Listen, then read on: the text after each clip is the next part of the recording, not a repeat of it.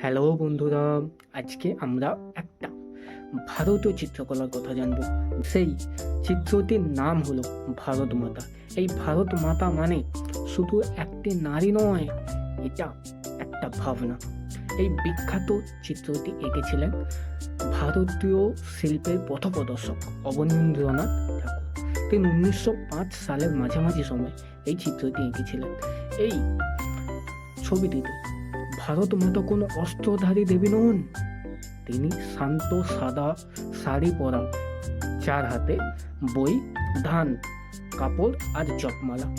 এই ছবিটি তৈরি হয়েছিল স্বাধীনতা আন্দোলনের সময়, যখন দেশকে ভালোবাসা মানে ছিল নিজের সংস্কৃতি আর মূল্যবোধকে আঁকড়ে ধরা। আজকের দিনে এই ছবিটি থেকে আমরা কি শিখেছি? এক, দেশপ্রেম মানে ঘৃণা নয়। 2, শক্তি মানে অস্ত্র নয়, জ্ঞান। 3, নিজের শিকড় জানলে ভবিষ্যৎ শক্ত হয়। আমাকে কমেন্ট করে জানিও তোমার কাছে দেশপ্রেম মানে কি।